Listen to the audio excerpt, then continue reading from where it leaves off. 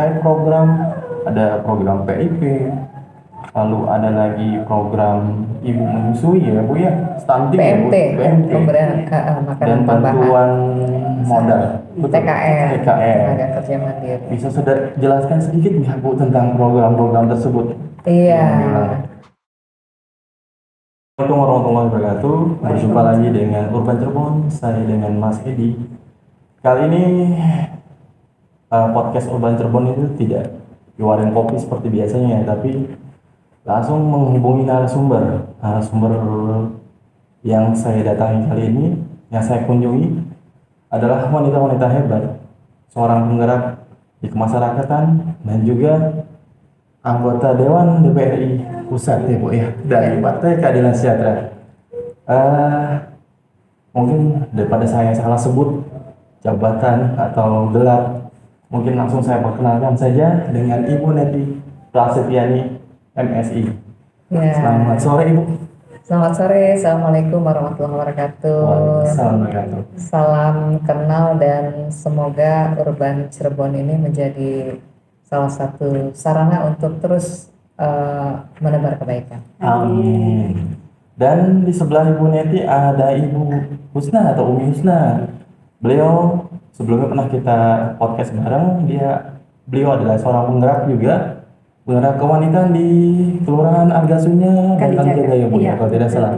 Iya. Baik, selamat sore Bu. Sore, Assalamualaikum warahmatullahi wabarakatuh. Ketemu Waalaikumsalam. lagi podcast kedua saya. Kali ini sangat spesial, edisi eksklusif karena saya bersama Ibu Hajah Neti Prasetyani sebagai partner untuk di wilayah Kalijaga Argasunya sekaligus anggota DPR RI dari fraksi PKS. Selamat sore Ibu Neti. Selamat sore, Assalamualaikum warahmatullahi wabarakatuh. Ini Umi yang saya dengar kabarnya top ya.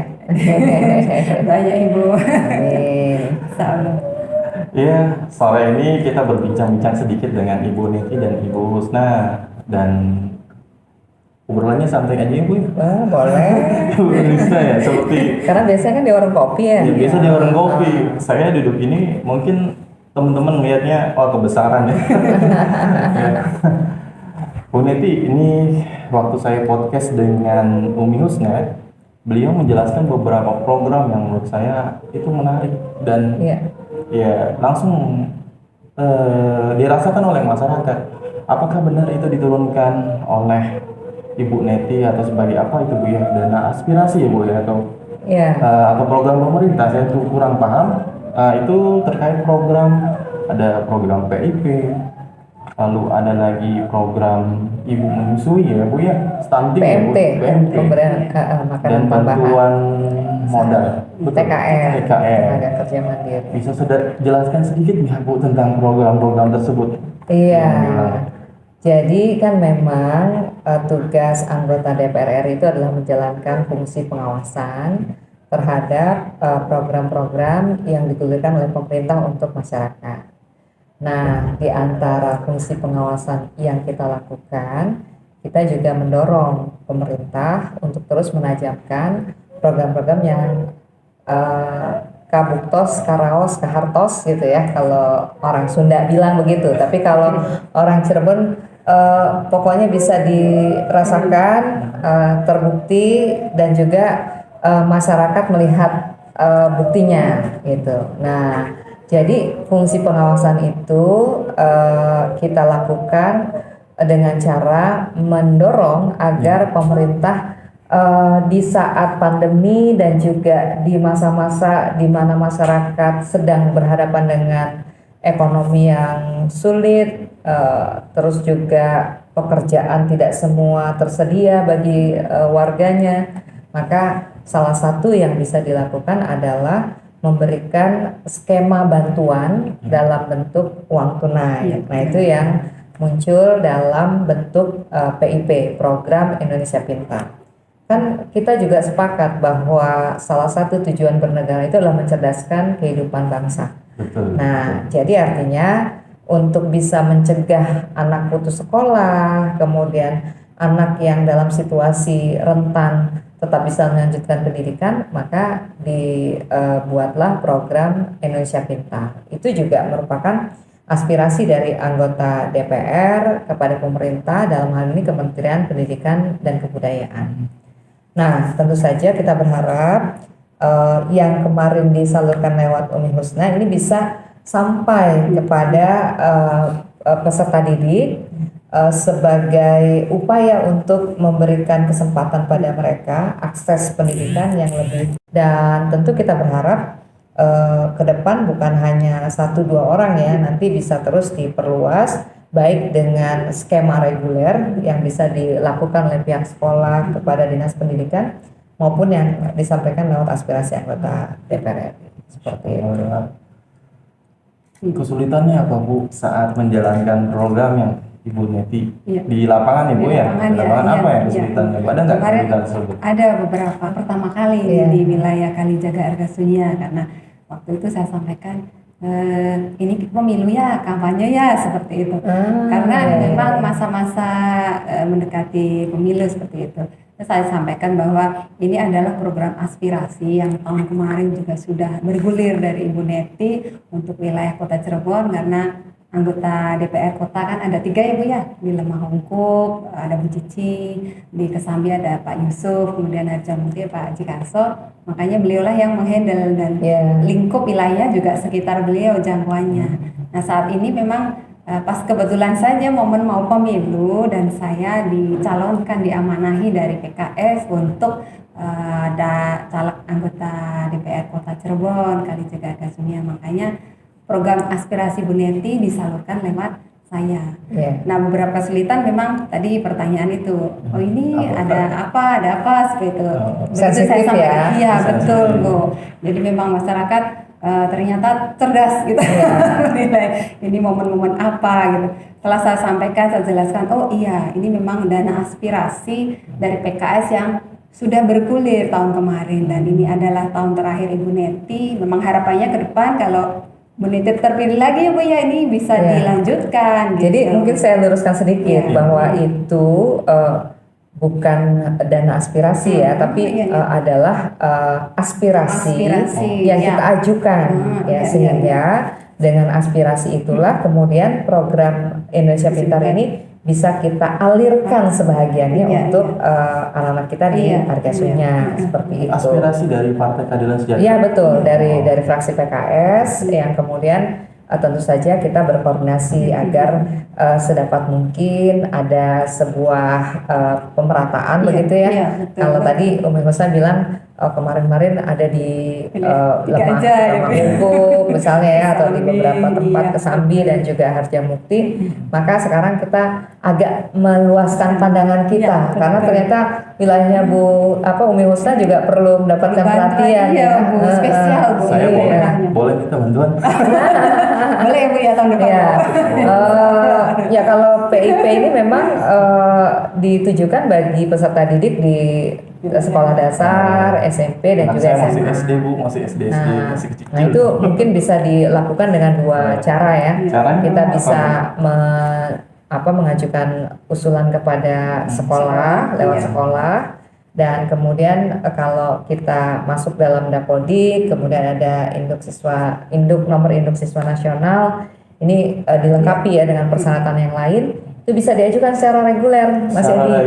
Secara reguler dari sekolah nanti naik ke Dinas Pendidikan. Nah dari Dinas Pendidikan biasanya nanti akan diverifikasi karena memang program Indonesia Pintar ini ditujukan bagi masyarakat yang tidak mampu. Kemudian juga yatim piatu yang orang tuanya juga dalam situasi kerentanan atau di wilayah konflik, wilayah bencana itu didahulukan seperti itu.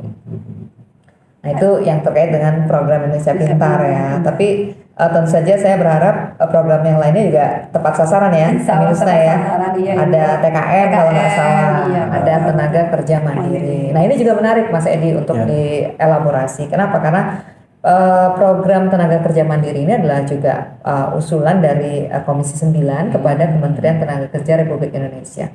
Karena kita menyadari sepenuhnya hari ini semua orang butuh pekerjaan ya, Umi ya. Tapi terus terang ya lapangan pekerjaan itu kan sangat terbatas. Kalaupun ada sangat sedikit dan juga memerlukan kompetensi tertentu. Nah akhirnya kita mencoba untuk memberikan stimulus kepada masyarakat agar tidak hanya punya mindset menjadi job seeker, menjadi pencari kerja, tapi juga menjadi job creator, menjadi pencipta lapangan kerja. Nah, TKM inilah yang kemudian didedikasikan agar masyarakat dengan stimulus modal, kemudian juga sudah kita lakukan analisis kebutuhan, kira-kira mereka punya keahlian apa ya, atau mereka punya hobi apa ya. Nah, itu yang kemudian kita dorong dengan modal tersebut. Mereka berkelompok, kemudian memulai usaha. Dan usahanya ini macam-macam. Jadi dipersilahkan, misalnya ada yang melihara kambing atau domba, ada yang kemudian membuat yogurt gitu ya. Ada yang menanam, membudidayakan jamur. Nah, itu banyak sekali pilihannya. Nah, mudah-mudahan masyarakat di wilayah Umi Husna juga bisa mengembangkan usahanya ya dengan program TKM. Iya, sangat membantu itu Bu. Oh ya. Sudah 2 hari pembekalan dan kedatangan MIU dengan kementerian di Bandung gitu Bu. Jadi luar biasa manfaat untuk masyarakat. Cuman ya Bang itu Bu masih terbatas ya Bu ya. Jadi nanti kedepannya kan nanti bertambah lagi jumlahnya. Saya sebagai masyarakat akses program itu bagaimana lagi cara tadi KIP saya coba sebagai masyarakat mewakili masyarakat yang bicaranya lewat jalur sekolah, terus sebagian aspirasi. Ya. Nah, info-info seperti itu masyarakat bisa dapatkan. Sebetulnya kan di era keterbukaan informasi kan kita sekarang tahu ya bahwa pemerintah harus menjadi lembaga yang terbuka ya, tidak boleh ada dinding antara pemerintah dengan masyarakat. Jadi artinya dengan keterbukaan informasi ini seharusnya pemerintah secara proaktif mengalirkan informasi kepada masyarakat ya, termasuk tadi ya program Indonesia Pintar, atau kemudian TKM tenaga kerja mandiri, atau kemudian program yang lainnya. Itu sebetulnya di tiap kementerian dan lembaga, termasuk kalau di provinsi dan daerah itu sebutannya atau nomenklaturnya dinas ya, entah dinas pendidikan, dinas tenaga kerja ya. Itu mereka sebetulnya punya website yang bisa diakses ya. Dan tentu saja di situ biasanya ada nomor kontak yang bisa dihubungi. Nah, mungkin ini yang menjadi tugas Mas Edi nih yang melek IT ya kan, untuk mulai mengedukasi masyarakat bahwa hari ini jangan cuma gumunan dengan kemajuan teknologi, tapi juga harus bisa berselancar di atas teknologi, menggunakan teknologi itu untuk memberikan informasi yang luas bagi kita tentang program-program yang dibuat oleh pemerintah dan diusulkan oleh anggota dewan seperti itu. Terkait usulan anggota dewan nih Bu, saya kan baru pertama kali ini Bu diamanahi untuk pencalonan anggota DPRD Kota Cirebon. Kalau aspirasi itu kan berarti tadi disampaikan setiap dinas ada program bisa diakses. Seberapa besar nih Bu tanggung jawab atau kewenangan dari anggota dewan untuk menyalurkan itu ke masyarakat? Karena nggak semua loh Bu, kemarin itu pada heran, PKS ya gitu. Alhamdulillah yang lain nggak ada. Gitu. Ya itu kan memang ada di ruang politis ya. Jadi kita dituntut untuk memiliki kemampuan komunikasi politik yang baik gitu. Kenapa? Karena setiap kementerian dan lembaga punya program ya, termasuk di pemerintah provinsi dan juga pemerintah Kota Cirebon pasti juga punya program. Nah, kita doakan Umi Husna bisa terpilih menjadi anggota DPRD Kota Cirebon sehingga nanti programnya semakin lengkap. Karena nggak mungkin kita hanya bisa mengandalkan program dari satu tingkatan di DPR RI, tapi juga ada banyak program di pemerintah Provinsi Jawa Barat dan juga di pemerintah kota. Nah, tinggal besarannya, ragamnya itu yang berbeda. Nah, kalau kemudian Umi Husna masuk ke DPRD Kota Cirebon, kita berharap programnya betul-betul didesain sesuai dengan kebutuhan masyarakat gitu. Saya boleh awasi Bu? Harus justru itu menjadi tugas masyarakat ya. Iya, betul. Wakil rakyat dipilih oleh rakyat dan bertanggung jawab kepada rakyat, sementara rakyat bertugas untuk mengawasi seperti itu. Seperti yang hari pernah ngobrol dengan Umi Husna, ketika nanti Ibu jadi dewan, apakah nanti sekarang mudah ditemui ya Bu ya saat mencalonkan, nanti kalau sudah jadi dewan beneran akankah sulit? Ini nanyanya ke Umi Husna dulu apa? Saya Ini iya. sindiran sebenarnya dua-duanya. Kalau saya sih membayangkannya pasti Umi Husna lebih mudah ditemui ya. Kenapa? Karena bertempat tinggal di sini, rumahnya juga di sini, berkantornya juga di Cirebon, di kota Cirebon, pastinya lebih sering berinteraksi dengan masyarakat. Kalau saya di DPR RI ada penjadwalannya, Mas Edi. Jadi selama masa sidang saya tinggal di Jakarta dan setiap Senin sampai Kamis kita bersidang ya di kantor di gedung DPR RI. Dan itu tentu saja mengangkat isu-isu yang sesuai dengan tugas di komisi masing-masing. Kalau seperti saya di Komisi 9 meliputi bidang kesehatan, ketenagakerjaan dan juga kependudukan. Nah, karena memang tugas itu dibagi tiap-tiap komisi, maka kami mendalami isu-isu yang terkait dengan bidang tugasnya. Kalau misalnya, Bu, kalau pertahanan keamanan gimana? Oh, itu dibahas di Komisi 1 gitu. Oh, kalau pertanian di mana? Pertanian di Komisi 4. Nah, itu kita lakukan selama masa sidang ya. Nah, masa sidang itu biasanya setiap komisi membuat agenda ya, agenda rapat kerja, kemudian rapat dengar pendapat umum. Nah, ini beda nih. Kalau rapat kerja kita mengundang para menteri, rapat dengar pendapat kita mengundang kepala badan. Jadi kalau BKKBN itu rapat dalam RDP, rapat dengar pendapat. Kalau melibatkan masyarakat umum, boleh nggak? Boleh. Justru disitulah kesempatan kita untuk mendengar aspirasi masyarakat, kita melakukan konfirmasi apakah betul program pemerintah seperti ini, apa yang menjadi keluhan dan seterusnya. Itu namanya rapat dengar pendapat umum. Nah, selama masa sidang saya kebanyakan di Jakarta, khususnya Senin sampai Kamis. Tapi biasanya Jumat, Sabtu, Minggu saya kembali ke dapil gitu. Jadi nggak mesti menunggu masa reses. Nah, sementara masa reses justru bukan difahami sebagai masa libur anggota dewan. Masa reses seperti sekarang ini saya turun ke dapil begitu. Dapilnya berapa, Bu? Dapil Jabar 8, Kota Cirebon, Kabupaten Cirebon, Kabupaten Indramayu. Seperti itu. Alhamdulillah obrolan yang sangat menarik. Jadi kita tahu wawasan yang masyarakat Cirebon khususnya tahu wawasan pergerakan dari anggota Dewan DPRI dari Partai Keadilan Sejahtera dari Komisi 9 ini. Betul.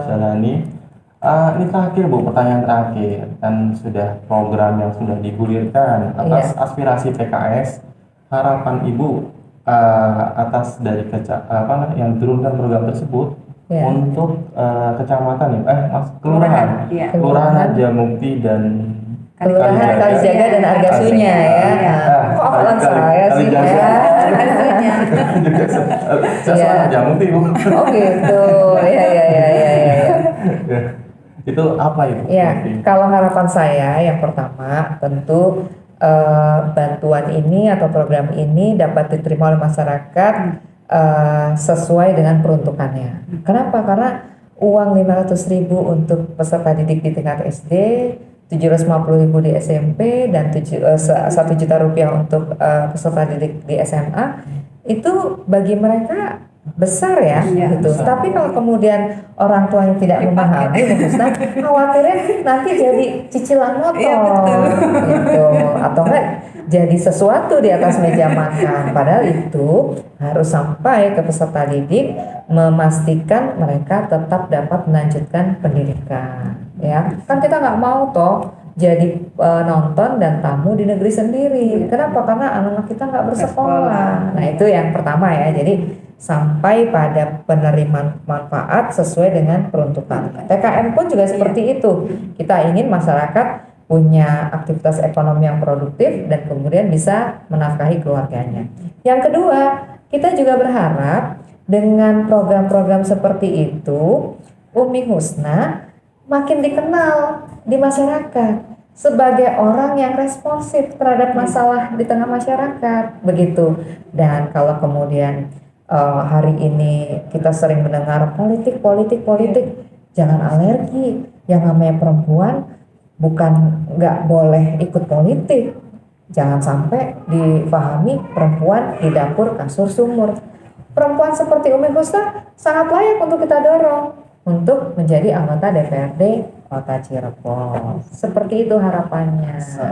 Terakhir statement mungkin Bu Husna mau bicara. Iya, alhamdulillah. Jadi dari awal penjaringan, kemudian diamanahi akhirnya untuk maju anggota Dewan Kota Cirebon, dan terakhir diberi amanah dari Ibu Neti untuk pelaksana program PIP TKM itu sungguh luar biasa. Jadi saya merasa ini adalah bagian dari tanggung jawab. Benar, perempuan itu harus punya dedikasi keluar selain ke keluarga gitu ya. Apa yang bisa kita berikan ke masyarakat, pengabdian apa yang kita bisa sampaikan ke masyarakat yang bermanfaat, terutama kita sebagai kader-kader PKS menjadi pelayan rakyat ya Bu ya, mengabdi untuk rakyat, mengabdi untuk negeri. Nah, ini salah satu bagian yang alhamdulillah saya dipercaya oleh Ibu Neti sebagai perantara. Jadi perantara untuk masyarakat Kalijaga Gasunya. Dan mohon doanya juga, misalnya nanti tahun depan diamanahi lagi tanggung jawab lebih besar di DPRD Kota Cirebon. Semoga saya bisa lebih bertanggung jawab, lebih amanah lagi gitu untuk kepemilihan tahun depan. Seperti itu. Luar biasa. Sore hari ini kita sudah ngobrol-ngobrol dengan para wanita-wanita hebat. Yang biasanya ngobrolnya di warung kopi, kali ini ngobrol secara resmi. Mohon maaf agak grogi jadi. Baik Ibu Neti, terima kasih banyak. Sama-sama Mas Edi. Terima kasih banyak. Kita tutup lagi dengan Assalamualaikum warahmatullahi wabarakatuh. Waalaikumsalam warahmatullahi wabarakatuh. Udah. Ada tapi di sini.